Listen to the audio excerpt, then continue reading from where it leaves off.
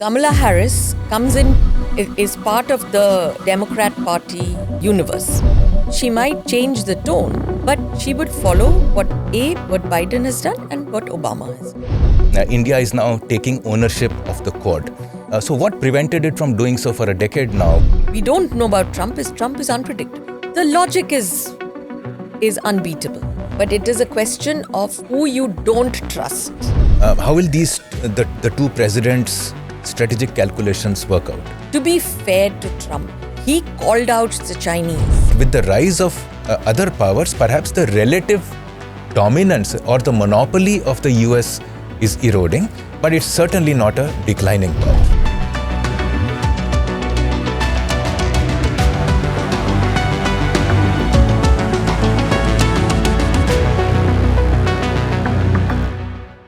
For almost 2 decades, she has reported and analyzed foreign policy for the Times of India. Earlier, she has worked with India Today, The Economic Times, and The Statesman.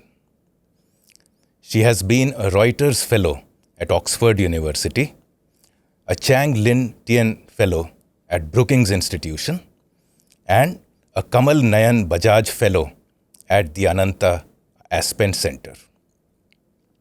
Today, she is the CEO of the Ananta Center in India, where she not only leads the organization administratively, but continues to track, analyze, and write on foreign affairs. It is my privilege to welcome Ms. Indrani Bagchi to the Rising India podcast at the Observer Research Foundation. Very nice to have you, Indrani. And before we get on to our main discussion, which is around US elections and its impact, if any, on India, sure. I want to go back to our old days, yes. Which is the news business, yes. And talk about your article yesterday where you write that India is now taking ownership of the Quad. So what prevented it from doing so for a decade now? Was it our inertia? Was it needless American pressure? Or is it that all the parts are now coming together to create common cause around an idea called China? So, Thanks a lot, Gautam, for having me here. And thank you for reading the piece. But India taking ownership of the Quad has less to do with US pressure. And if I may digress just a little, I think in India we make too much of US pressure, of this mythical beast called US pressure. India has resisted international pressure when it was far less powerful, far smaller economy. So honestly, our interests have deepened and our interests have grown, but we retain that spunk to be able to resist when it is necessary. Now, why is it important that India is moving towards taking ownership of the Quad? The Quad itself has evolved. Initially, the Quad is not a static organization. The initial Quad, or rather Quad 1.0, which started in 2004 after the tsunami, was not about China. It was about HADR, that is Humanitarian Assistance Disaster Relief. It brought these 4 countries together for not very sophisticated reasons or not very sophisticated activities. However, in 2007, 2008, the former Prime Minister of Australia, I think, was the first to back away from the Quad because they believed that it was impacting Australia's relationship with China. Funnily enough, Washington was the second power to tone down on the Quad in 2008. It left only... So you could say that China was the reason why it did not take off rather than America. Well, neither of them at that time in the politics of 2008, 2007, 2008, which revolved around the global financial crisis, if you remember, different political players in both Australia and in the US, Obama in the US, Kevin Rudd in Australia. None of them saw value in an organization like the Quad. India was a much smaller power. Japan was a much more diffident power. So, and China wasn't as much of an expansionist then as it is today. So it's not a question of anybody's inertia. It is just circumstances. Cut to Quad 2.0. And Quad 2.0 started in 2017. If you remember, that was the year we had our Doklam crisis. It was the year Trump came into power in the US. There's a different political leadership in Australia. It was Shinzo Abe in Japan.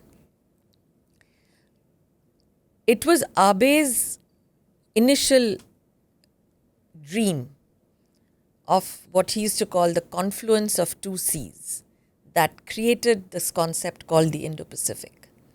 And this concept, this confluence of two seas that Abe articulated was his message to the Indian Parliament in 2007 when he visited.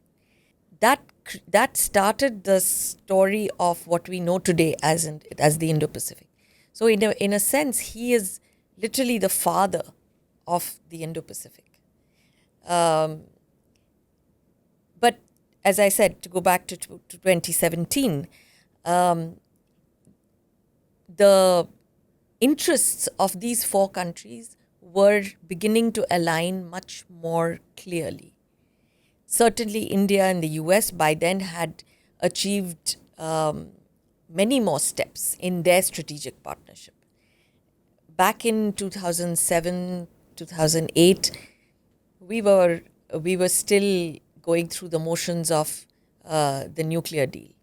From then till 2017, India and the US climbed many, many steps together.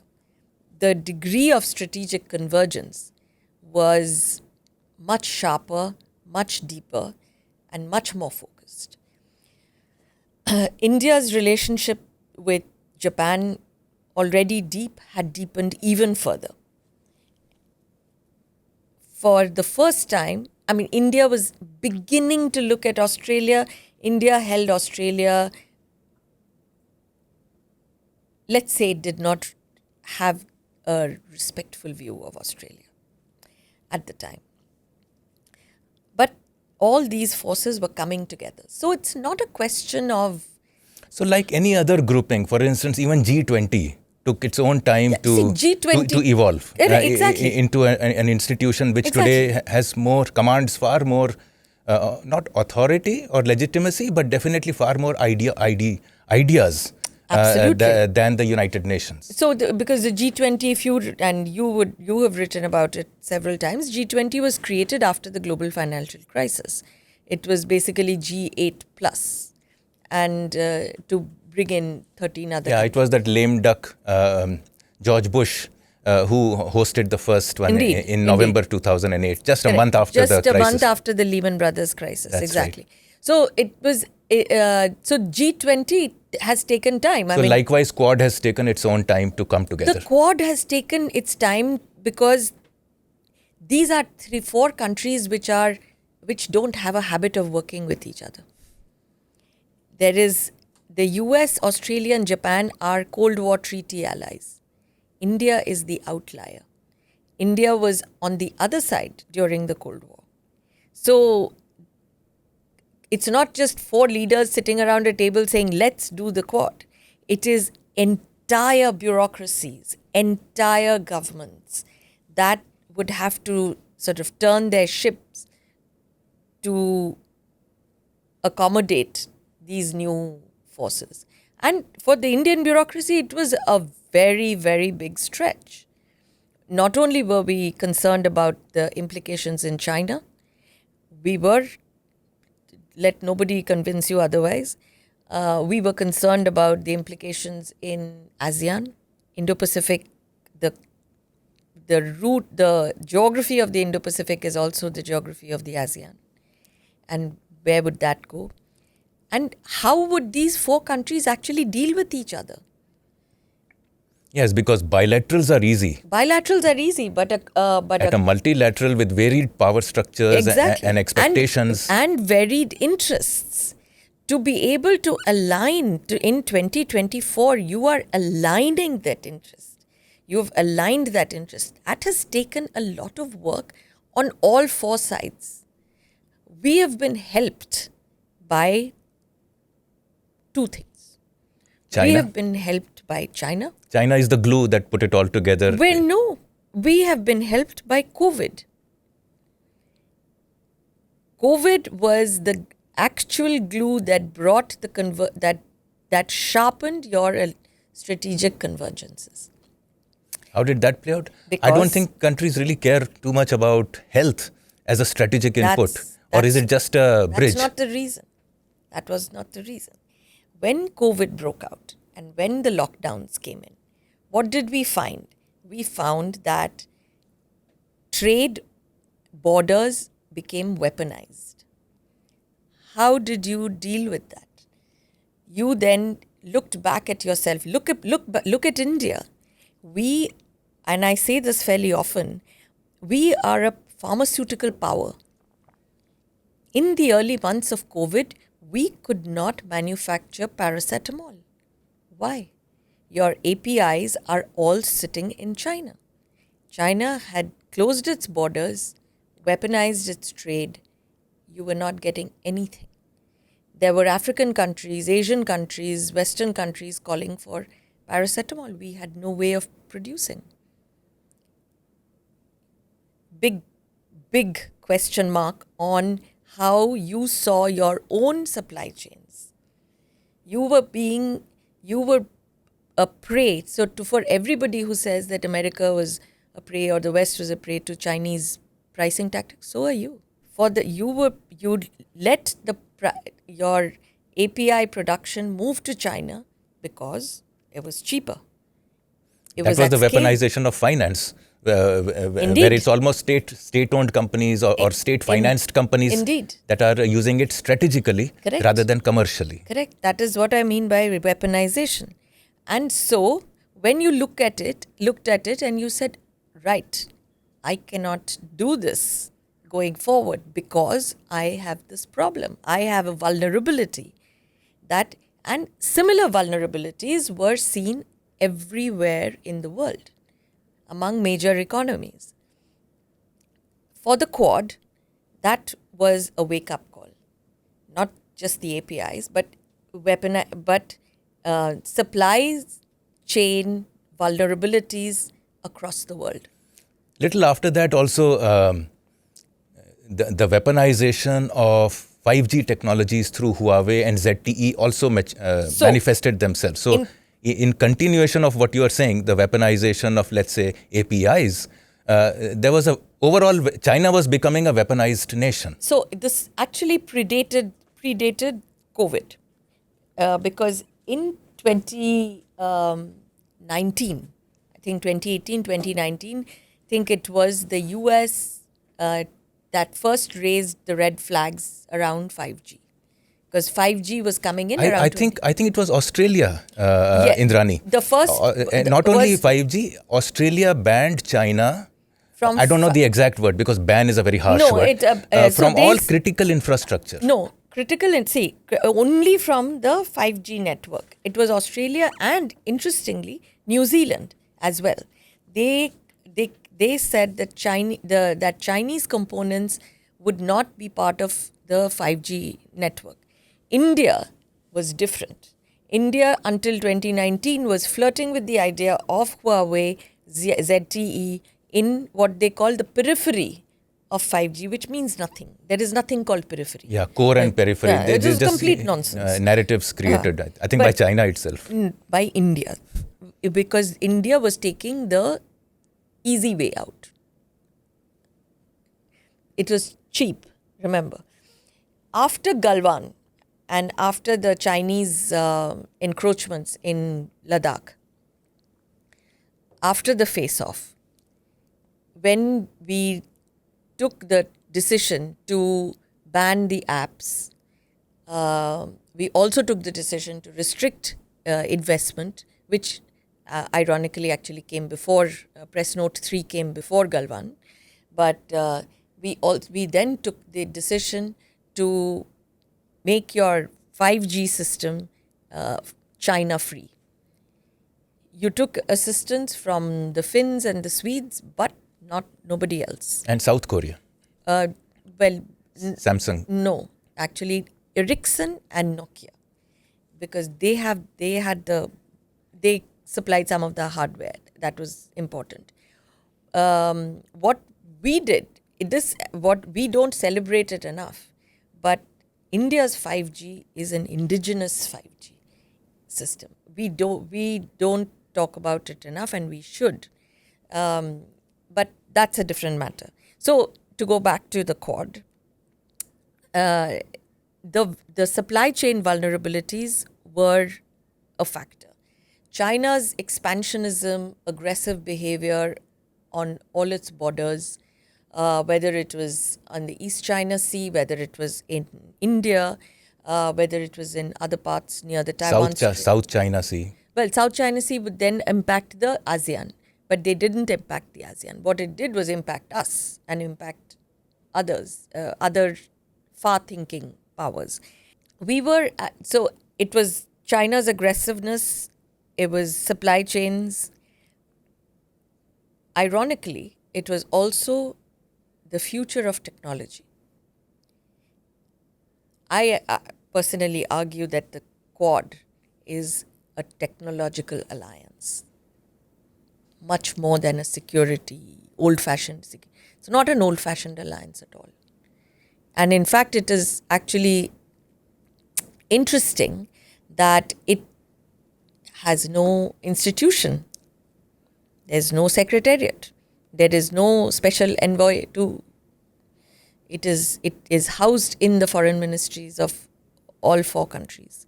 It is informal, and frankly, that, in my view, is a key to its success. The moment you formalize things, get a secretariat, then deep state people start. Forget deep state. Your Babu will be sitting over there ticking off letters saying this has reference to the fact. So there is, the minute you put those babus there to do their normal nonsense with letters and mail chains, you have killed an organization. So I am really glad that we haven't succumbed to that temptation yet. Although there are many people who, probably potential candidates for that job, who have pitched for an institutionalization of the Quad. I think we will get to that, but it is good that we are not yet there, and it is only a mature organization that will institutionalize itself. That is better than the other way around. So last question on this. Do you see the Quad expanding? The manner in which BRICS has? No. See, the Quad is an interesting one.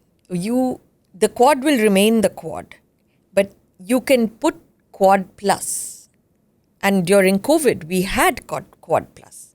There were 2 Quad Plus arrangements. One was with South Korea, New Zealand, and Vietnam. And the second one was with South Korea, Brazil, and Israel. These were 2 Quad Plus arrangements. And we will see Quad Pluses coming up as we go along. So Quad Plus would be an informal thing, as in it won't become a permanent thing. That for the it could be an issue based, or it could be. Yep. And that is exactly what the Quad is. What is the core of the Quad? The core of the Quad is that it is an organization that is literally making the rules for your future. Whether it is in biotechnology, whether it is on your borders, whether it is your telecommunication networks, whether it is the kind of technology that you use, the governance of frontier technologies, space. These are areas that are foreign policy, frankly. It's nothing of the old actually exists anymore. But it is these four countries, with the weight of their respective presence, that is writing the rules for your future. That is the core of the Quad. And that is what is important. Excellent. Wonderful insights. Thank you. So now let's get on to today's conversation, Yes. which is that the India-US relations in the context of US elections. And irrespective of...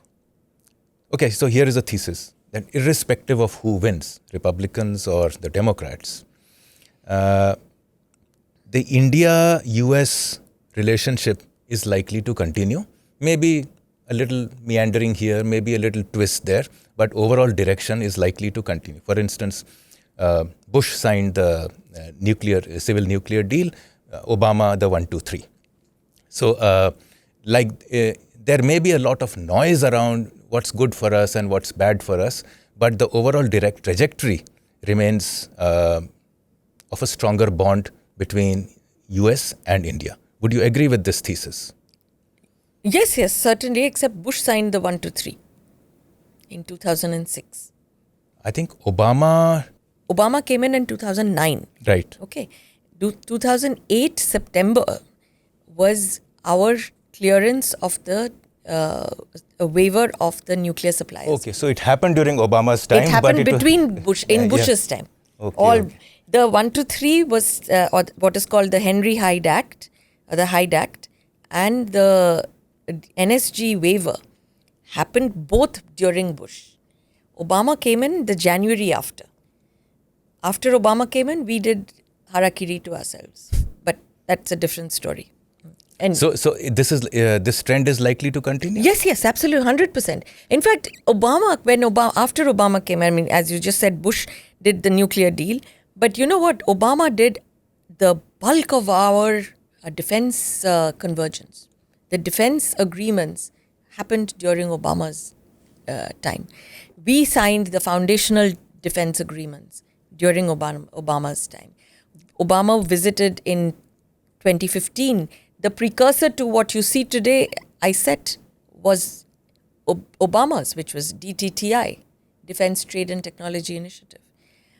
And so the continuation of the relationship has been going on. Sometimes you take a back seat on some things. Everybody has political issues. I mean, the nuclear deal wouldn't have gone through if it wasn't for Amar Singh in this country. We don't recognize... Credit him enough. Yes. If it wasn't for Mulayam Singh Yadav and Amar Singh, who saved the Manmohan Singh government at the crucial... When the left was threatening to walk out. Correct. So, in a strange way, there are people, heroes everywhere. So if we are, I wanted to get to defense and security cooperation a little later, but since we are already here, so let me move forward. So Kamala Harris supports strengthening of defense ties with what are known as allies, which India is not. Is likely to continue military cooperation, particularly regarding security in the Indo-Pacific.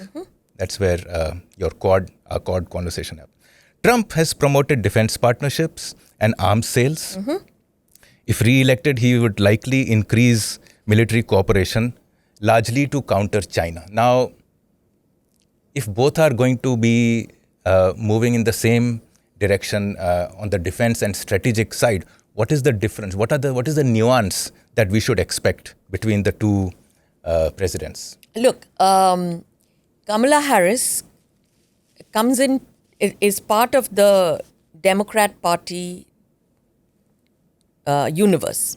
So she might change the tone to personalize it, but by and large, she would follow what Biden has done and what Obama has done. So that trajectory is predictable. We know that trajectory. What we don't know about Trump is unpredictable. And Trump, we've seen Trump won. We managed to deal with him. reasonably well. In fact, I'd say there are only two countries that did it. It was Japan and India. And frankly, two men. It was Abe and was Prime Minister Modi. But that apart, there is an unpredictability in Trump. We don't know. We do not know how this will play out. We believe it will play out in a particular way. Because the logic is unbeatable. The convergences are unbeatable. These are two really large countries. And the ship is moving in a particular direction already. To turn that ship around and go where? It is the inevitability of the India-US relationship is something that other people don't always appreciate. This is an inevitable. I think the day-to-day noises that both the noisy democracies, the outcries, etc., that come out tend to obscure this entire larger, deeper, slow-moving, slow and steady-moving relationship. Absolutely. So that's great. So here we don't see much. But the noise is important, and the noise is good. We must Why have is it the important? Noise. Otherwise, first, life would be very boring. Second, we will all be jobless. Yes, we will all be jobless. But second, in today's world, we need something to outrage about. We need to be outraged by X in the US, and they need to be outraged about us in this whole idea that we have to understand what they are doing and they have to understand what we are doing and we have to be appreciative of each other. Not at all. They will push us. Remember, the asymmetry between the two powers is also huge. They will push you. It is up to you to get creative and push back where necessary. Push around where necessary. But and so far we've held our own, okay? We've held our own. It's not like, yes, we've had our Khobraga days, we've had Panoon, we've had Nijar, we've had them all. And we will continue to have them. To believe that things will be smooth sailing between two really noisy democracies. And remember, there are as many Indians now in the American democratic system, in the American political system, as there are in the Indian political system. So ultimately, it'll be Indians fighting other Indians in two different countries. But that's a story for the future. On geopolitics, that's the second point I wanted to talk about. Particularly in the context of Japan, Australia, and Southeast Asia, how will the two presidents' strategic calculations work out? Kamala Harris is likely to emphasize strengthening alliances among the Indo-Pacific. Trump is also focused on countering China, but more transactional. I think Trump is far more transactional, which is what makes him unpredictable, as you mentioned. So, how do you see these two play out on the geopolitics in the region and maybe globally? So, one thing about Trump is even being transactional, Trump's advisors, the defense advisors that we see, the strategic advisors, have all pointed to one thing, which is you have to counter China in a way. Whether it is peacefully or not peacefully, certainly in the Indo-Pacific, in the South China Sea, in the Indo-Pacific area. The Kamala Harris, I suspect, will take a similar view. Everybody in the US is now waiting to see whether China attacks the Taiwan Straits in 2027. My view is China is smarter than that. You do? That attack is not happening? If you expect me to attack you in 2027, do you really think I will attack you in 2027? Why would I not attack you in 2026? Or why would I attack at all if I can just blockade Taiwan and strangulate it and achieve the same goal without firing a shot? Why would I do that? The Chinese have the mantra of how to win wars without fighting. Please understand. So Sun Tzu. So this is not Russia. China is not Russia. China is not going to walk into Taiwan, which is its own territory. Everybody in the world has accepted a one China policy. Find me a legal reason how you're going to oppose it, where China says, but you've accepted a one China policy. You don't say that Taiwan's a sovereign nation. Ukraine is a sovereign nation. It's a member of the UN. Taiwan is not. Protecting Taiwan, therefore, becomes a far more important and a difficult exercise. So how will these two play out on this? So my sense is I think it will be a mixture of diplomacy and military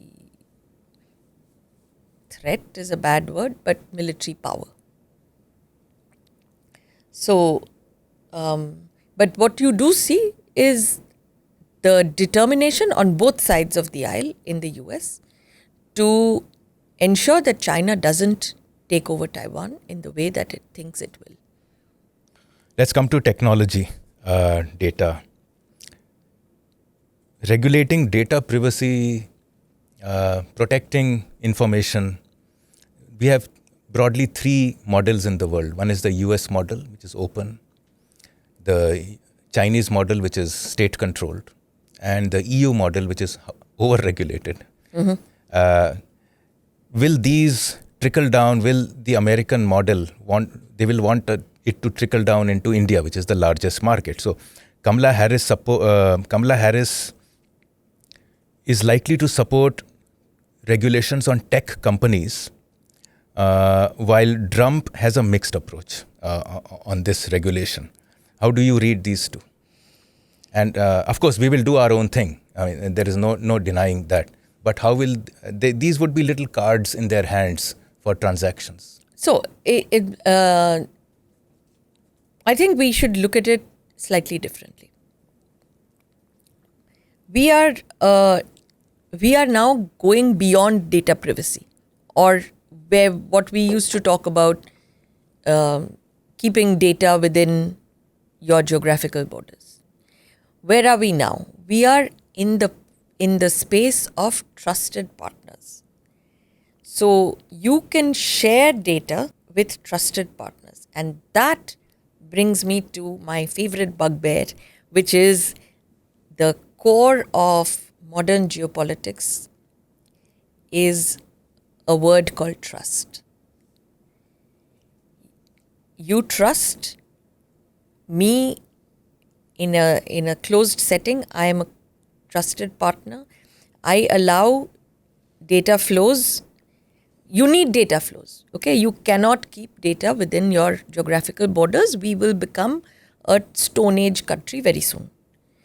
Data will flow because AI is coming in, quantum is coming in. You're building semiconductors, you're part of global value chains, you're part of the supply chains for technology, for hardware, for software. If you are all of this, your data will flow. The question is, how do you control it? How do you regulate it? Who do you trust? What are the backdoors that you have to protect against? And the strategic logic for something like the Quad is just that, is the trust that you build between partners in different levels to allow your data to flow to other trusted partners, so that if you are developing AI tools, if you are developing quantum tools for semiconductors, for chip development, you need biotechnology, any other frontier technologies, you need data. Anything that requires, that has mass application will require data flows. So the Japanese put forward the free flow of data at the G7 in 2021. It was not accepted by India. Today we are looking at AI as a huge opportunity for Indian innovation, Indian technology startups, Indian technology companies. And governance, we are looking at, so if you're looking at it, means that you have to find the tools to regulate it without strangulating it. That's where we are. So we have also evolved. If you go back to, there was an ORF discussion about 4 years ago, 4.5, 5 years ago, on data privacy. It was an interesting discussion because it came in just after the RBI put out its own rules on what goes out, what stays in, etc. That discussion will not happen today because the world has changed. RBI itself looks at data differently. It's no longer I have to. So you made an interesting point that international relations or foreign policy will be guided by trust. Yes. Such a elusive word. In a world that is full of mistrust and change. That's right. You are overturning the entire edifice of the past 50 years on its head, where interests guided foreign policy, and now we are converging towards trust guiding foreign policy. How do you, can you elaborate? Interest still guides foreign policy. But we are, and I'm speaking for India here. Actually, for the last, I'm just going to digress for 1 second.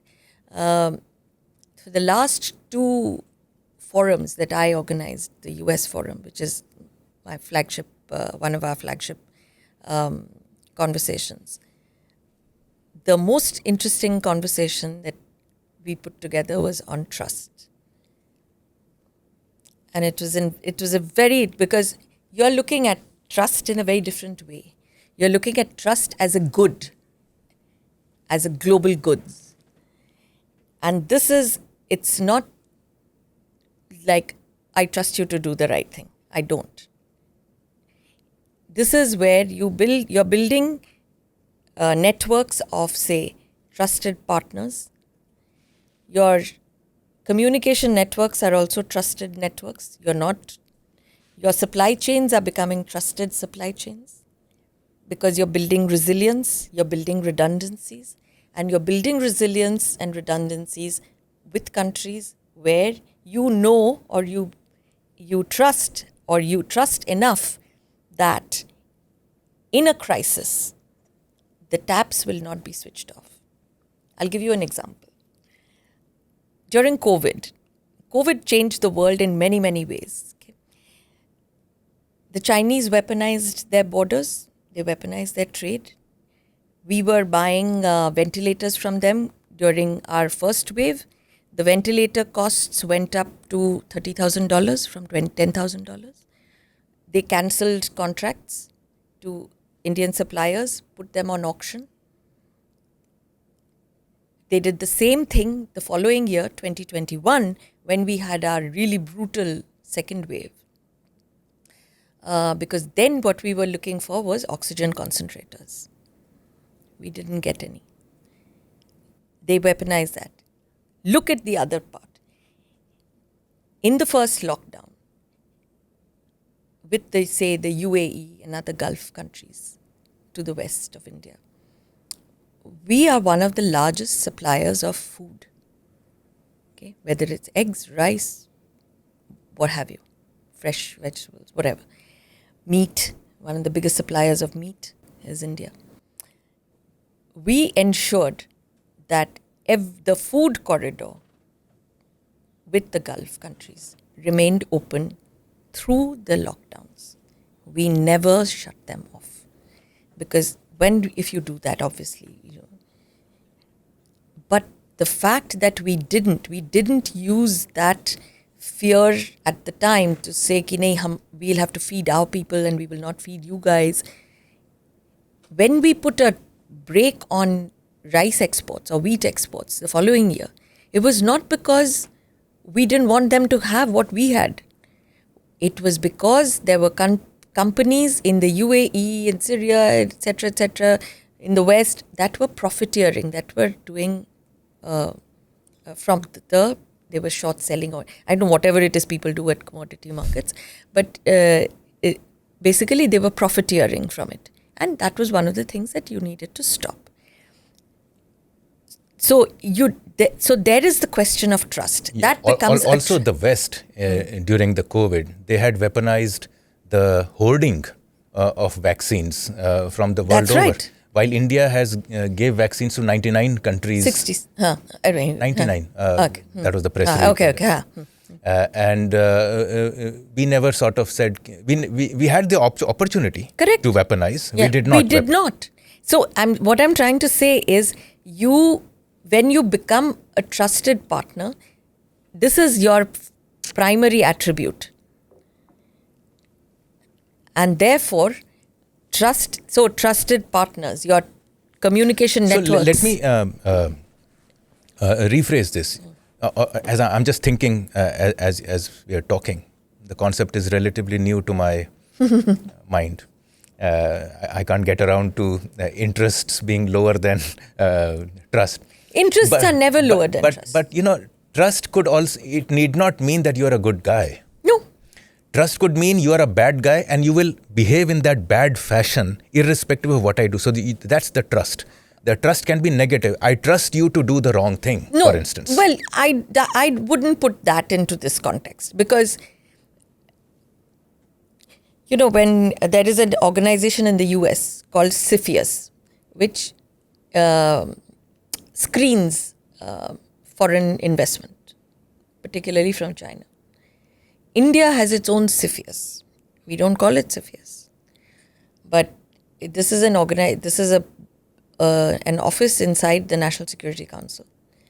It's called the Trusted Vendors Group. That is all it does. The trusted? Trusted vendors. So your investments coming up from overseas are screened by this particular group, and they will continue to be screened. But it is a question of who you don't trust.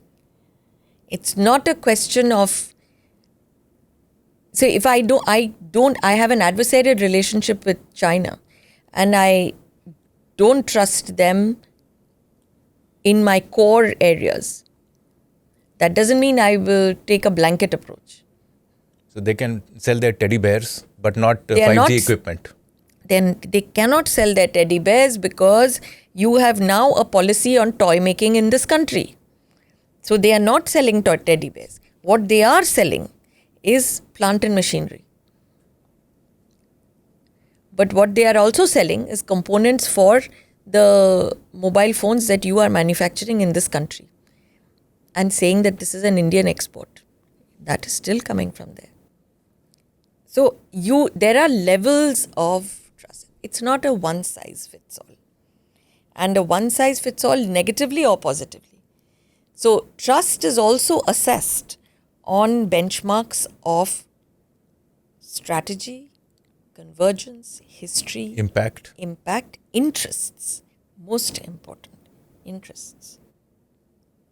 So it's a fun world. Let's put it that way. Okay, so we've done geopolitics, we've done defense. Now I want to come to trade and economic. Which is your neck of the woods, not mine. But still, I would like your strategic views on trade and economy. So, Kamala Harris generally favors trade practices and enhancing economic ties alongside protections for workers. She may go ahead with more agreements. Donald Trump is an America first. He has an America first approach. He is focused on reducing trade deficits. He could be more protectionist, therefore. Now our trade over the last 10 years has jumped. I'm including services, has almost doubled. Yeah. In the first 7 months, it's around 100 and it's 76 billion. We could close the year with 150. Sure. How do you see these play out across the two presidents? Okay.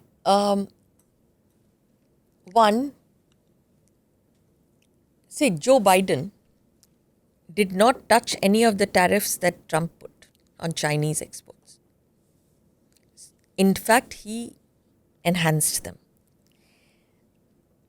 So one thing before yeah. you go forward, was that to show that he is also in the patriotic area? Was it a showmanship or was it an economic discourse? I think it was economic and it was a strategic move. Because to be fair to Trump, and I mean, we all know what he is, but to be fair to him, he called out the Chinese for their unfair trade practices, which nobody in the world had until then, even though we knew in our bones that this is what they were doing by subsidizing state-owned enterprises, and that was against the rules of the WTO. So, but we allowed it because everybody was so addicted to cheap stuff from China.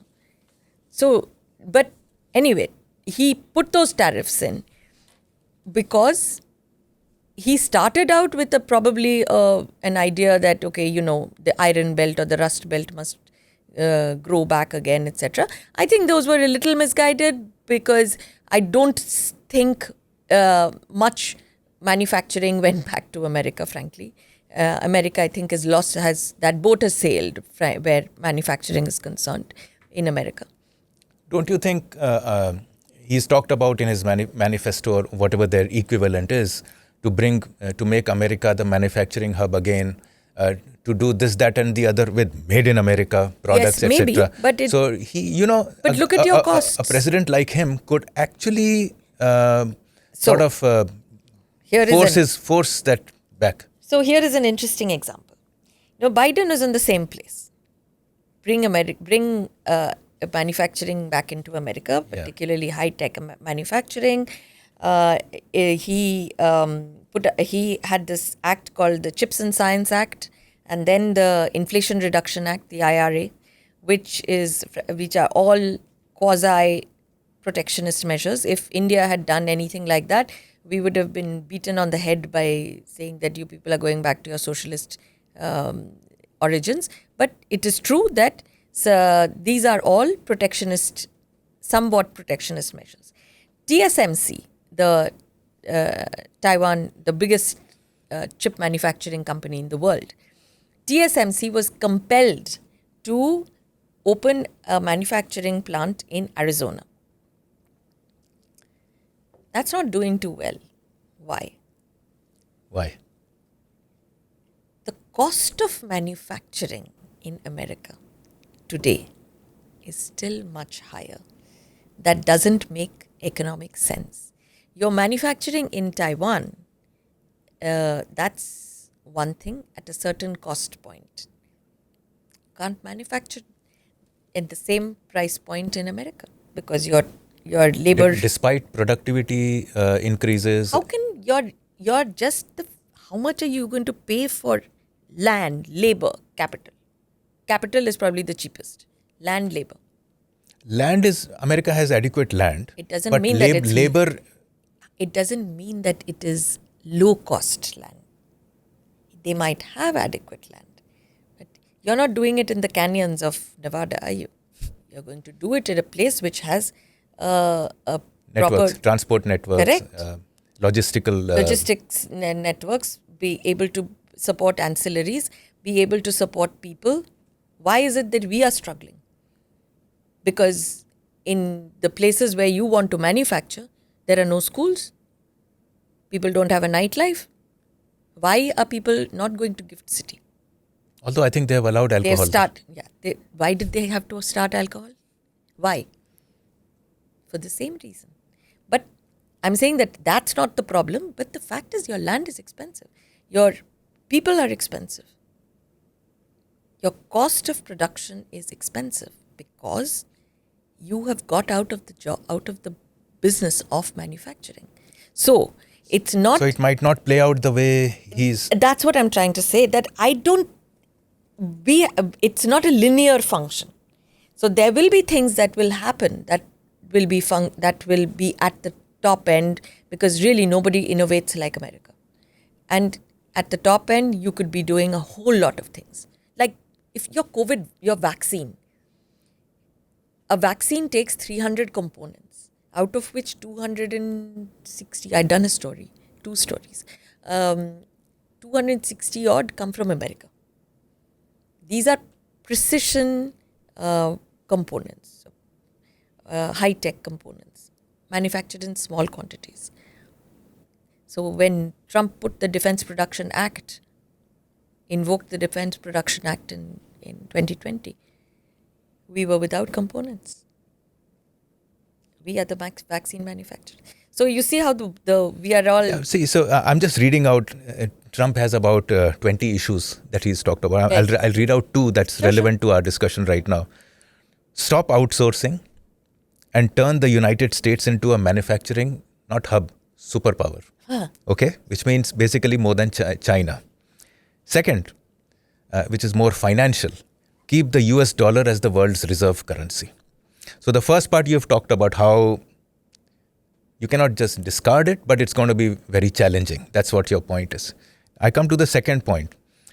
Trump wants to retain the US dollar as the reserve currency while it has gone on and on and on to show that it is not trustworthy. For instance, the manner in which Russia was kicked out of the SWIFT payments network.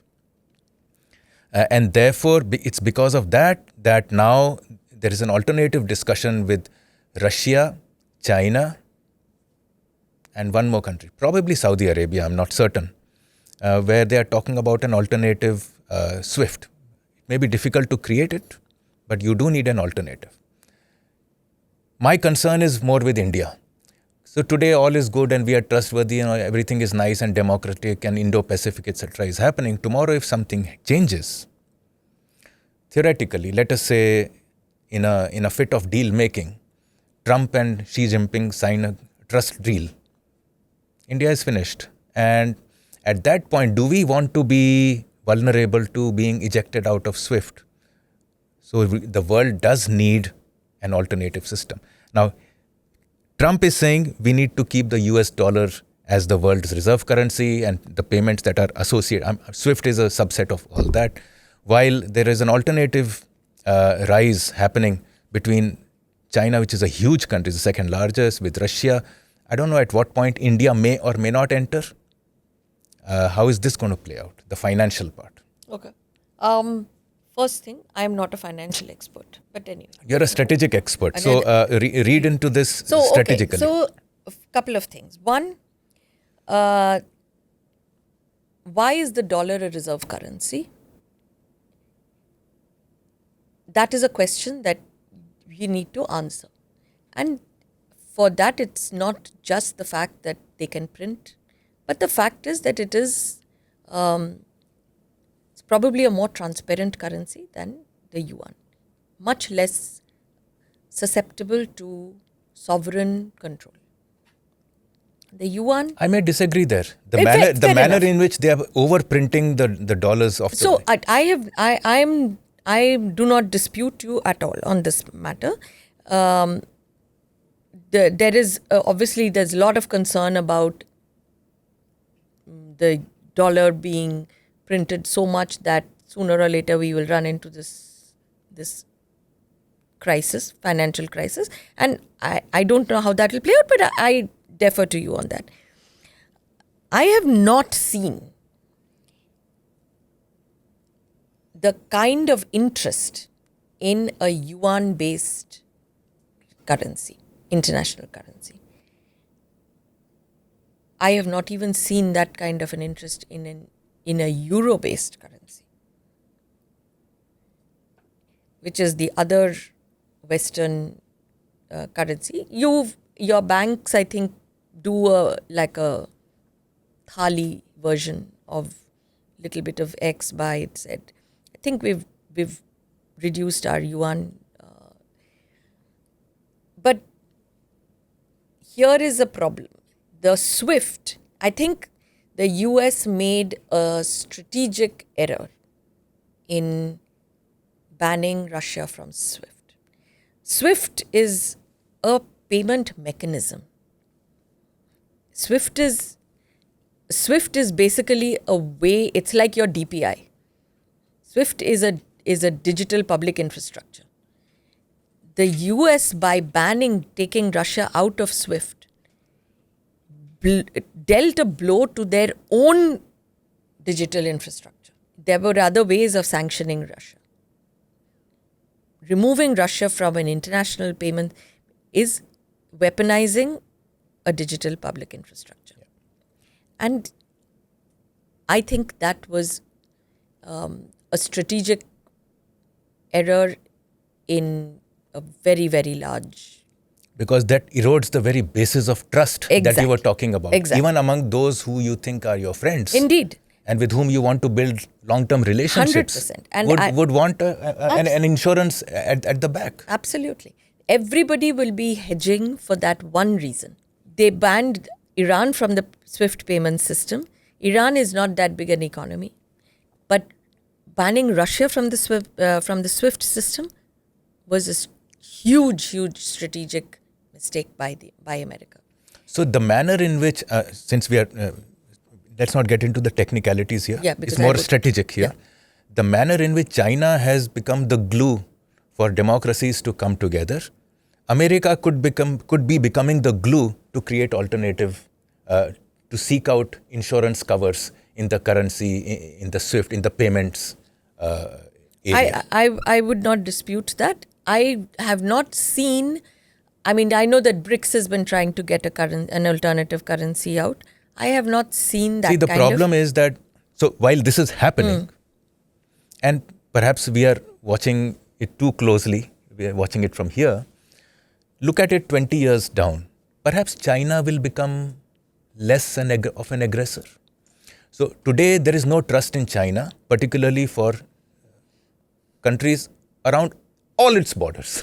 Correct. Not a single, other than North Korea and Pakistan, which is the two ends of China. There is not a single country where China is having good, congenial, happy, trustworthy, forget happiness, trustworthy foreign international relations. Quite right. Maybe that will change.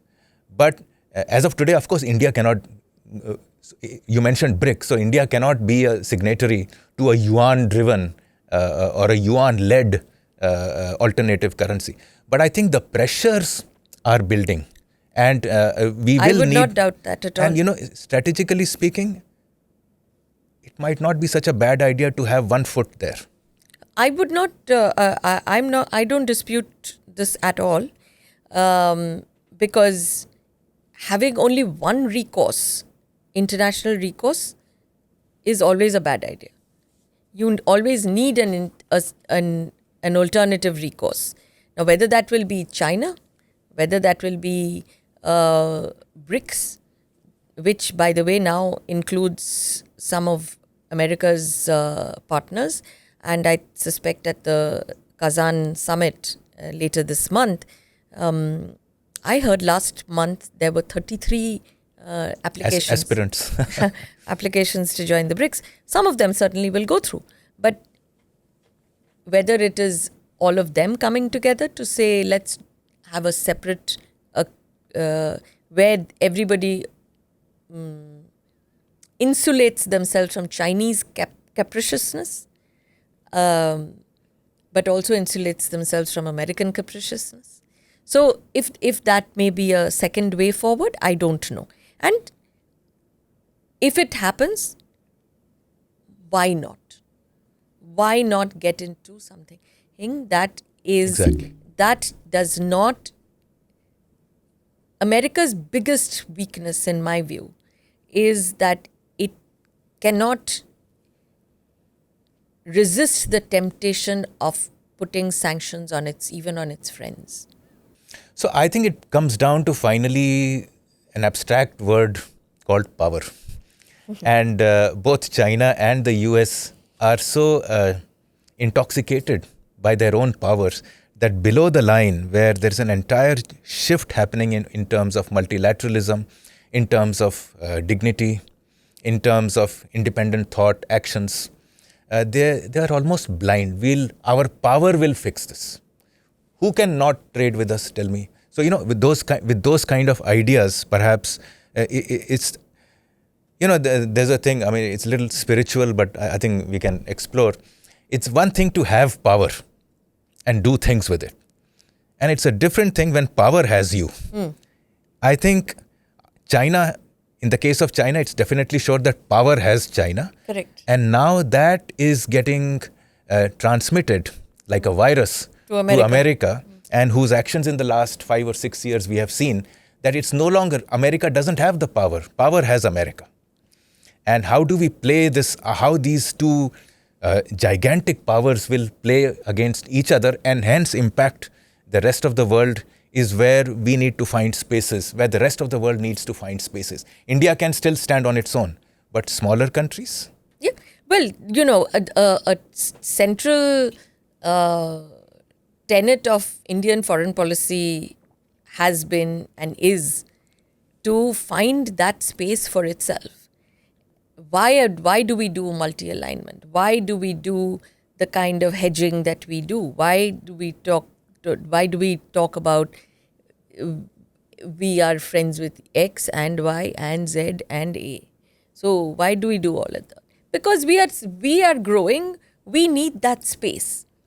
And that is, I think we navigated quite cleverly during the Ukraine war, after Russia invaded Ukraine, and the story of the oil imports, how we navigated that, how we continue to diversify away from Russia, because again, that exposed a vulnerability which we knew existed, but we didn't do anything about it. So that vulnerability we are trying to bridge. Samir Saran made a very good line. I don't know if you watched that video where he says... Samir has lots of very good lines. Yeah, amazing thinker. Where he says that NAM was the first attempt at pluralism, for multilateral world. I heard that. And now we are talking about, the word has become multilateral, multi-aligned world, etc. So I suppose India has always been and taken lead on this particular, it's been across governments, it's been across political ideologies. Indeed. And the thing is also for India, we can do it because we are a large country. As somebody explained to me the other day, we are in every part of a supply chain for several things. Say textiles, or ready-made garments, or say pharmaceuticals. We exist in the supply chains, in the entire supply chain. So that thought that we can, but we've not exploited it, we've not been able to grow it to a space where we can become, when we say self-sustaining or self-reliant, that word is no longer can be exercised in the way that it could be earlier, because your manufacturing has become very complex. Your supply chains have become complex. They come from places which you didn't even imagine that they would.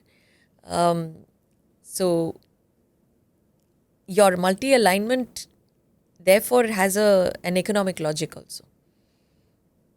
And I see this as an evolving space,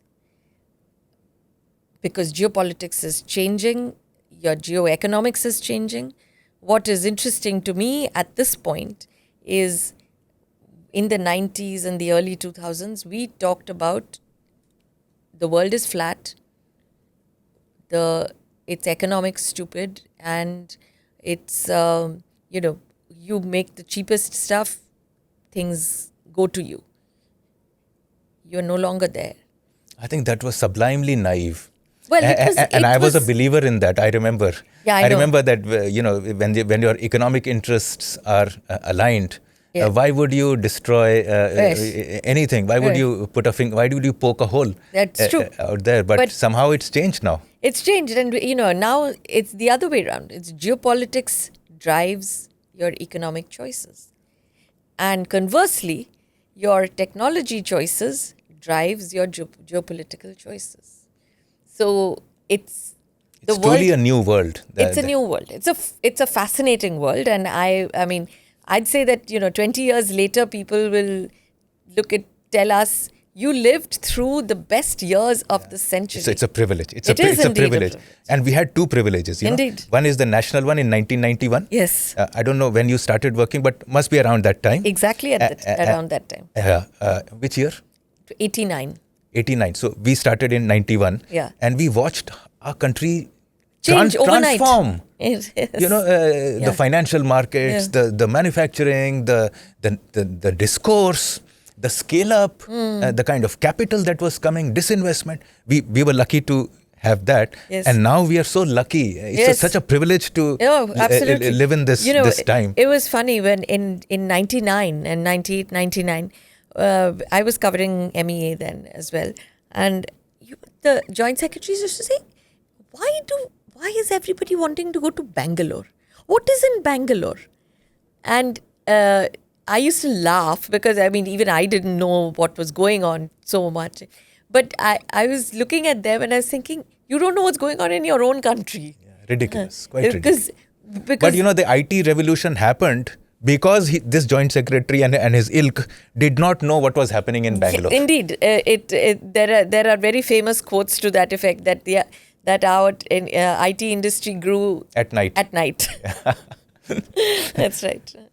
Okay, let's come to my last, which is the immigration policies. Now, this will obviously, in case there is any change, it's likely to impact our professionals. Kamala Harris is likely to support reforms that benefit skilled immigrants and therefore Indians. Trump is advocating stricter immigration norms and controls in visa programs. Now, I think people could be misreading Trump here. I don't think he's against immigrants. My sense is he's against illegal immigrants. So they seem to be converging. How do you see the immigration policies of the two presidents? It's a continuation of older policies. If you remember the first years of Obama, he said Buffalo to Bangalore. He said, let us stick to Buffalo. Let us not have to go to Bangalore. And Bangalore was a bad word at the time. And but it comes from there, and it comes through very different countries as well. The Australians have a similar skilled immigration program. The Brits have a skilled immigration program. Australia is not a problem. No. Because they are so underpopulated. The American problem is not only in, say, H-1B visas. It is across. It is as researchers. It is as scholars. It is as professors. That is the skill that they will import or planning to import from scientists from, say, countries like India. And that will continue whether it's Trump, whether it's Harris. The degree might change. 65,000 H-1B tech visas versus 68,000 or 63,000. Can't go beyond that band. Still need those people. And they want the people because those are the people who are biggest innovators in Silicon Valley, in any other... Taxpayers and... value creators, absolutely, job creators. Absolutely. So nobody is going to turn those people away. How do you see in all this? But can I just add a little bit? India has become one of the top 3 sources of illegal immigration into America. We read that about it. Some Gujarati family dying on the Canadian border. That is very somebody small. else coming from the Mexico border. This is going to be a problem. And it should be. Whether it is... And it's time. India also, by the way. Yes. fixed its own borders. Do you remember? I don't know if you remember that a flight that stopped in a French airport was sent back to India with 400 illegal immigrants in it. But I'm saying that this is going to be a problem for any president, whether it's Harris, whether it's Trump. This is going to be a problem. And my sense is we should support this because we don't want illegal immigrants as much as any other country would want any illegal. Yeah. But the front door, the opening of the front door should not get affected. The front door will never be a problem. It's this that will be a problem. Your screening processes will change. But it's coming down the road. It's going to be a huge PR disaster for us. Big narratives will build around this. Correct. And if we don't take, why are people from Gujarat becoming illegal migrants? It's the richest state in this country. They're dynamic people and they can enter through the front door very easily. Exactly. I mean, people go from Bihar and Bengal, I understand. These are poor states. But why Gujarat? Why are they going? I was in Germany and I was told the numbers of people from Gujarat who are coming in as illegal migrants. Why is this happening? Even asking for asylum. So I said, on what grounds? So they said they have them all, including mother-in-law is mistreating me. So now there is a problem. There is a problem which we have to look at. Why is it that from our wealthiest state, we are getting hordes of illegal migrants to the developed world? Why? Maybe it's like one guy is there, he catches the next guy, he catches the next guy. So maybe it's why become are they a chain. Not doing it from? Why are they not doing it from? Look at Punjab. See, Punjab is going to one country. It is the United States of United Canada, Punjab. The United States of Khalistan and Canada. Well, whatever. But it is, it's Canada is going to, Punjab is going to Canada. It's very clear.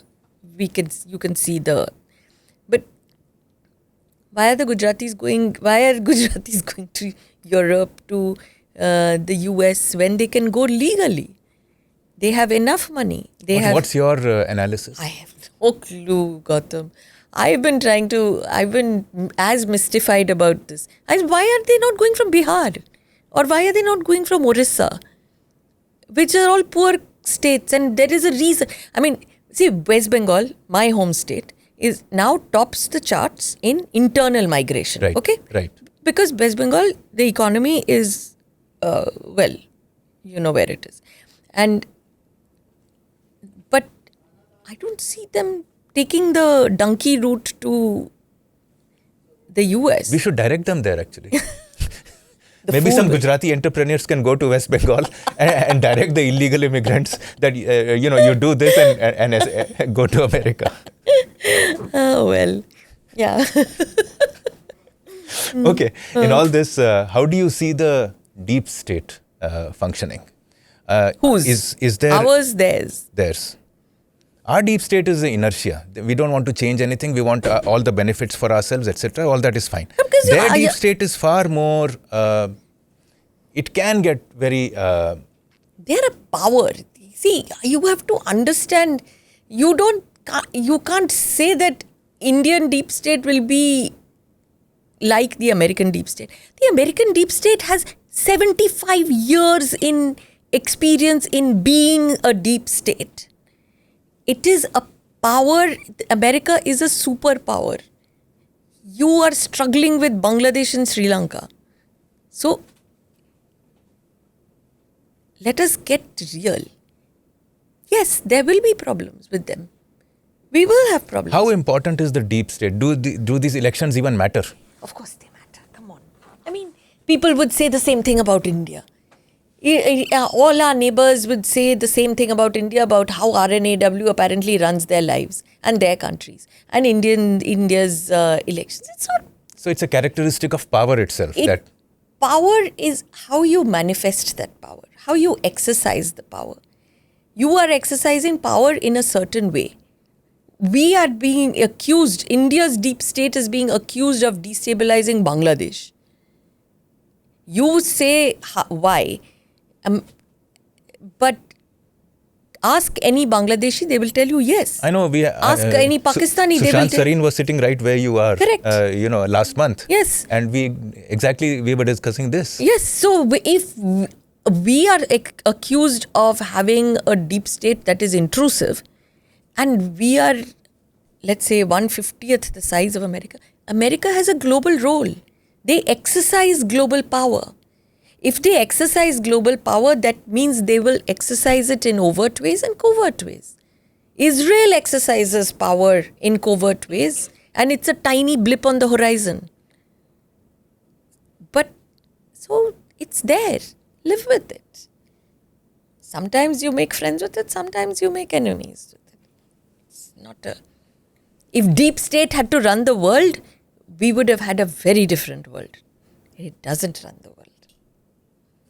Okay, so last, there are these, I brought out, so Kamala Harris has 17 issues that she's talking about, and Donald Trump has 20. So I'll just go through some of them, Sure. not all. She says, cut taxes for middle-class families, strengthen and bring down the cost of healthcare. Very human, very touchy-feely, something you can identify with. Trump's first... cut taxes is the first point for Kamala Harris. Trump's first point is seal the border and stop the immigration invasion. Sure. How do you see the characteristics of the two presidents? Well, Will they actually, in their presidencies, whoever wins, will they actually function in this manner? Well, the first caveat being that these are all campaign promises. We all know what campaign promises begin and end, where they begin, where they end. Second, the Biden administration has actually increased taxes. Frankly, so did the Trump. So Trump is accused by the Democrats of being soft on the billionaires, but harder on the middle class. And Biden wants to tax the wealthy and doesn't. And Harris, same ecosystem, want to tax the wealthy, don't want to tax the middle class.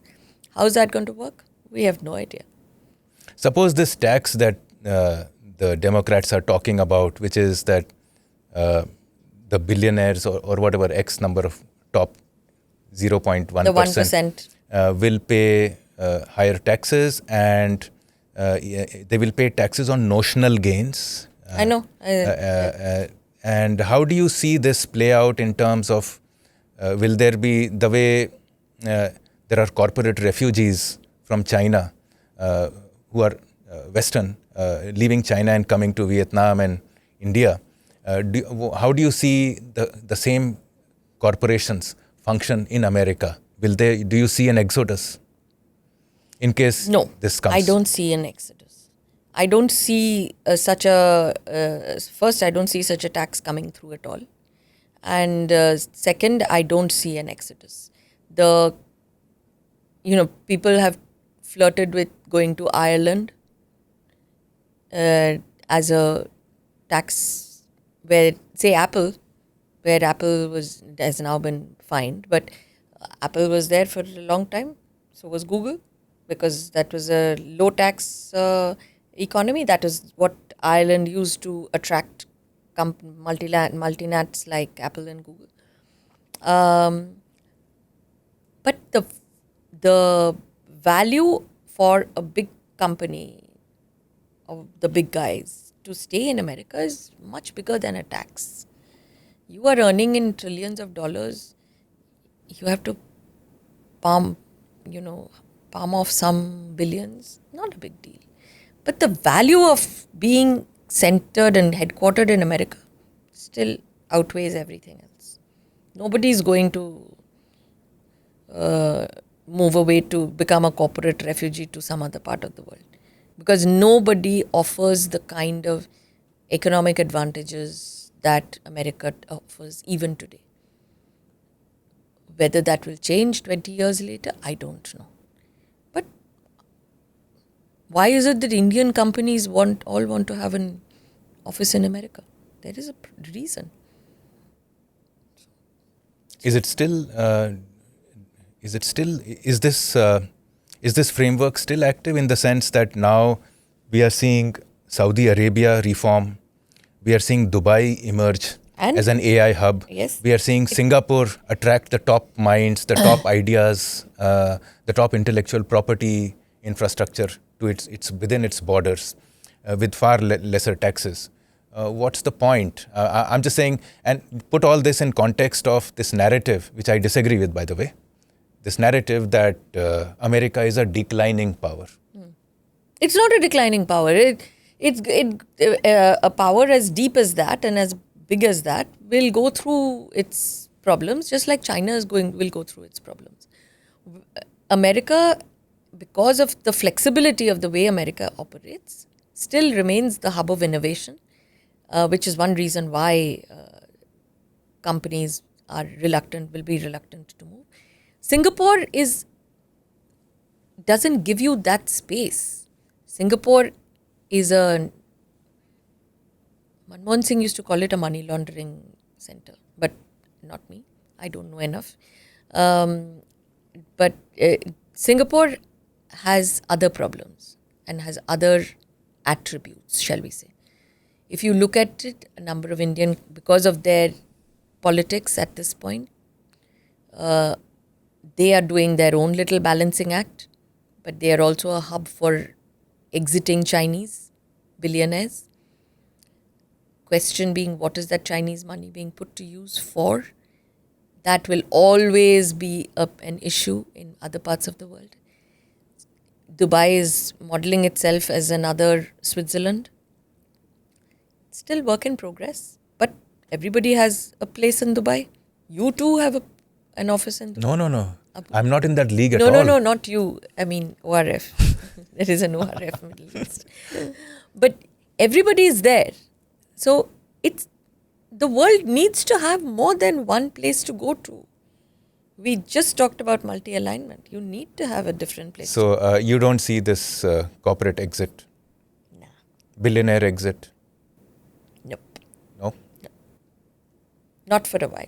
And this whole thing about declining power to me seems more like there is the rise of alternative powers. In fact, China is the only one for now, but Jeffrey Sachs recently said that India is a superpower. I think he was exaggerating. Maybe he meant it's going to be, but he said India is a superpower. Now, you can take that as a flow of statement, or maybe he even means it.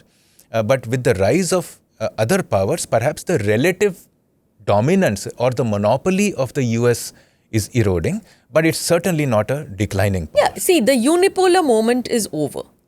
We've been through the unipolar moment for about, 25 years. It's over. And that's pretty clear.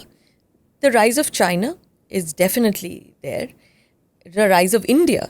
I mean, India and China have been growing for the last at least a decade and a half, but at different levels and at different scales. But they've both been growing. The return of Japan is actually a story. I don't know how much of a return. You know, Japan used to be the world's third largest economy, but because of the depreciation in its currency, it's now behind Germany. But I'd say look elsewhere for Japan, not in the value of its currency. I'd say look at how Japan used to also be the most hated country in the West back in the 80s, when everybody was worried about Japan buying up everything like they do about the Chinese. But you look at, and Japan has many challenges, demographic challenge, the currency challenge, but innovation is coming back to Japan. Without immigrants? Innovation without immigrants in an economy where the average age is 70? I'll leave you with this one thought. Japan, say it's defense forces. Okay, defense force. There are not too many people there in Japan. Japan will be very soon the biggest unmanned high-tech defense force in the world. The logic of population is not always a logic that can be applied to everything.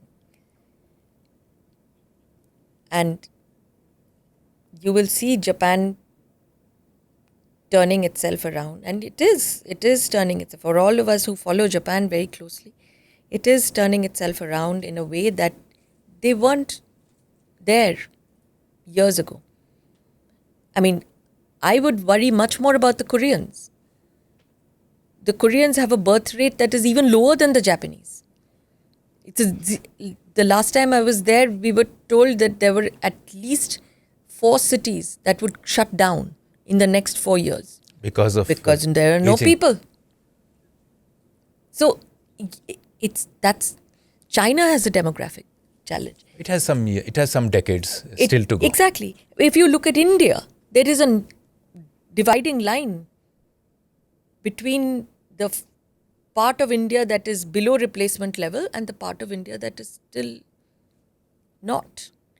So, but there are other forces that come into play. So I wouldn't go always by whether immigrants, Japan will take some immigrants. Japan will never take too many. Culturally, they are not aligned. And if we are going to be multi-aligned in this world, we also have to respect cultures. So we began with media. I want to close with media also. In these US elections, it almost seems as though the media is running for president or is part of the presidential candidate's party than a neutral observer and the kind of respect it ought to get or has been bestowed with for the past several decades. There's almost like a cheerleading kind of media. How do you see that? We have the same here.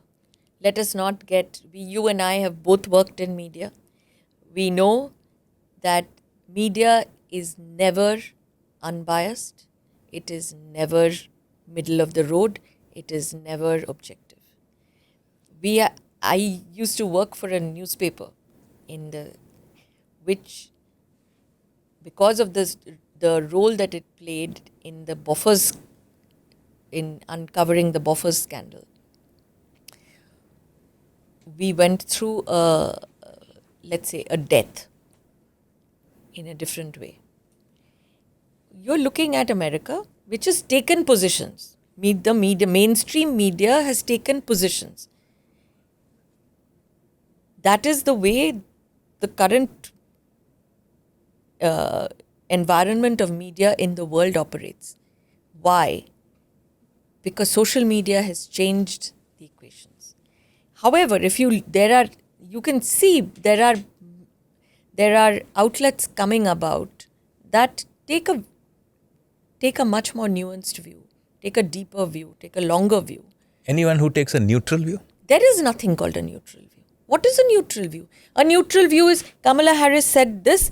On the other hand, Donald Trump said this, which is the kind of reporting we used to have in India back in the 80s and 90s.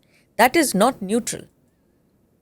That is just X plus Y. We do not have a Z. But the fact is that even today in India too, your media is polarized. In America, your media is polarized. So let us this entire respect, this sanctity given to media as an independent player was media ever an independent player? No. Even now the pretensions are also gone now? I don't think there were any. Let us go back to India, when we were in GATT, when you would have been... Can you name me the papers that gave you a neutral view of GATT or a polarized view of GATT? Whether it was Uncle Dunkle or whether so maybe when we talk about India and GATT, it's more of a international thing. So you tend to be more India focused. I'm talking about within the country, within America, you are candidate focused. Yes, and how is that even? You are candidate focused. That is across the media in India as well. That is candidate focused. That is completely candidate focused. In America, it is candidate focused. The New York Times takes a certain view. So does the Post. The Wall Street Journal takes a different view. These are the big media organizations, right?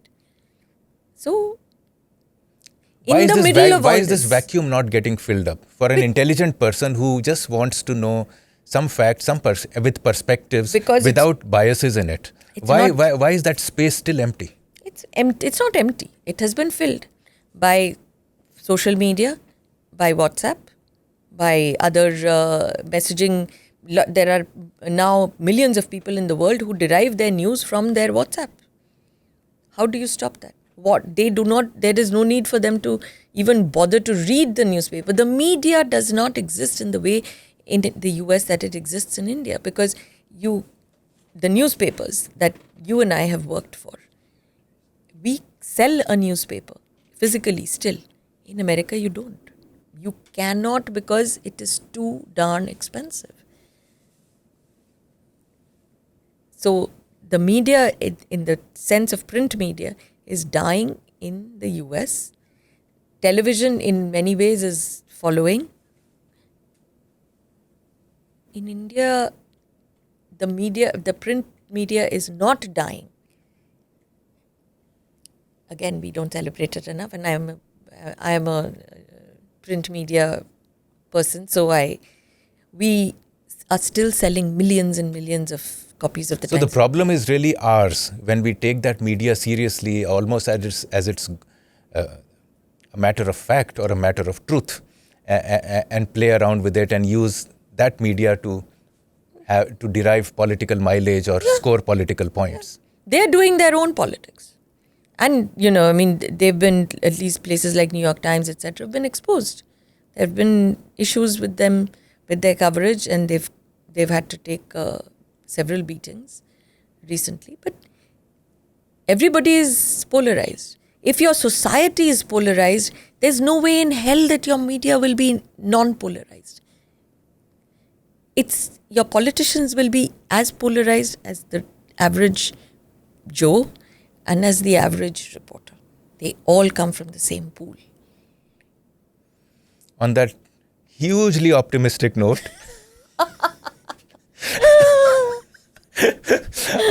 I'll end this conversation and hoping that you will join us once again.